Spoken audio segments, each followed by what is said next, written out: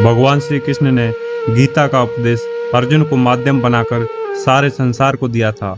महाभारत युद्ध में भगवान श्री कृष्ण ने अर्जुन को तब गीता का पाठ पढ़ाया था जब उनके कदम युद्ध भूमि में डगमगाने लगे थे। भगवान की वाणी सुनकर अर्जुन अपने लक्ष्य को पूरा करने की तरफ अग्रसर हुए। कहा जाता है गीता में जीवन की हर परेशानी का हल है। गीता कर्म करने और जीवन में आगे बढ़ने की प्रेरणा देती है। दोस्तों, आपके मन में भी कई बार विचार आया होगा कि हमारे जीवन में इतने दुख हैं, क्या भगवान हमारा साथ देता है?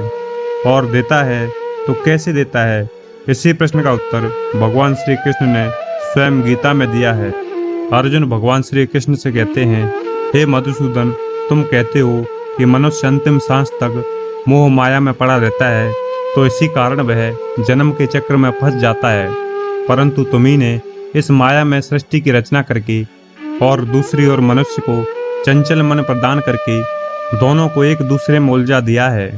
पग पग पर मनुष्य के बहकने के लिए आकर्षण पैदा किए हैं। मनुष्य इसके जाल में उलझा रहता है। तुम ही जाल बिछाकर किसी शिकारी की भांति जाल में फंसे मनुष्य के हाथ पैर मारने और उसके छटपटाने का तमाशा देखते रहते हो। भगवान कृष्ण बोले, नहीं अर्जुन, मैं तमाशा नहीं देखता बल्कि अपनी माया की लीला देखता हूँ। अर्जुन बोले, हे केशव, फिर भी तुम निहारते ही रहते हो, सहायता तो नहीं करते कि बेचारा प्राणी इधर उधर भटक रहा है, रास्ता भूल पड़ा है। तुम्हारे मन में बेचारे मनुष्य की सहायता करने का विचार कभी नहीं आता कि आगे बढ़कर उसका हाथ थाम लूं, उसे सच्चा रास्ता दिखाऊं। भगवान कृष्ण बोले, हे पार्थ, मेरे मन में मनुष्य की सहायता करने का विचार बिल्कुल आता है और मैं उसकी सहायता भी करता हूँ। अर्जुन बोले, हे वासुदेव, कब करते हो तुम मनुष्य की सहायता? मैं तो देख रहा हूँ कि तुमने कर्म का विधान बना रखा है, जन्म मरण का चक्र चला दिया है और इस चक्रव्यूह में मनुष्य को फंसा दिया है। ये तो कोई सहायता नहीं हुई।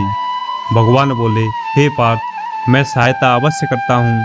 मैं अपने भक्त को कभी बेसहारा नहीं छोड़ता, परंतु मनुष्य मेरी ओर देखे तो सहायता के लिए, मेरी ओर बढ़े तो मैं उसकी सहायता करूँ ना, परंतु वो मेरी ओर बढ़ने की बजाय अपने अहंकार में डूबा रहता है, अपने बाहुबल के घमंड में पड़ा रहता है। वो तो इस भ्रम में पड़ा रहता है कि संसार में उससे बढ़कर कोई नहीं है। वो केवल अपनी बुद्धि और अपने बल पर ही भरोसा करता है।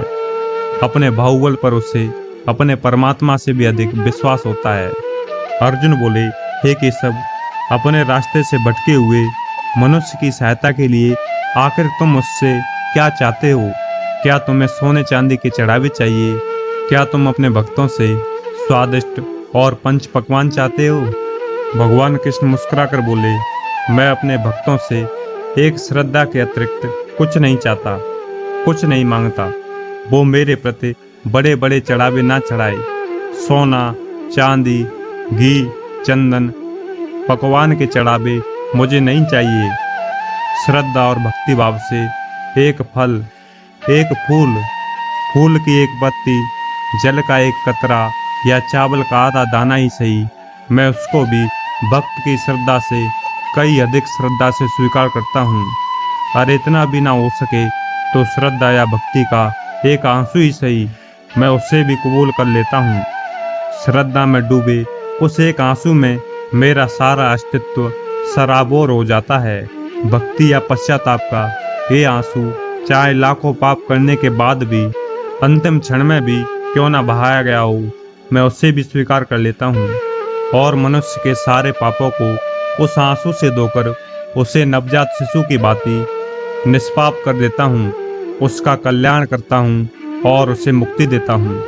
अर्जुन बोले, हे केशव, केवल एक फल, फूल, पत्ती को अर्पण करने से ही मुक्ति दे देते हो?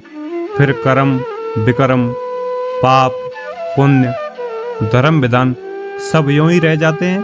भगवान बोले, ये धर्म, ये विधान और उसके सारे सिद्धांत तो चंद्रमा और अनगिनत तारों की भांति होते हैं जो अधर्म और अज्ञानता के अंधकार में झिलमिलाते रहते हैं। परंतु जब भक्ति का सूर्योदय होता है तो ये सब के सब चुप जाते हैं। अर्जुन बोले, हे केशव, भक्ति का स्थान इतना ऊंचा है कि धर्म भी उसके सामने तुच्छ हो जाता है।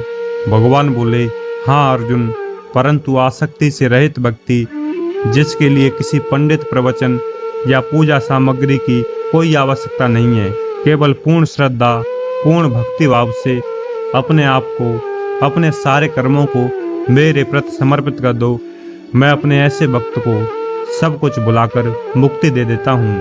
हे अर्जुन, हे भारत, भक्ति का स्थान इतना ऊंचा है कि अपने सच्चे भक्तों की मैं स्वयं भक्ति करता हूँ। दोस्तों, ये बात सच है कि भगवान भाव के भूखे हैं। आप उनको मन से याद करोगे तो वे आपका साथ जरूर देंगे। भगवान से बहुत कुछ मांगने की बजाय उनका साथ मांगिए, फिर आपको कभी भी मांगने की जरूरत नहीं पड़ेगी।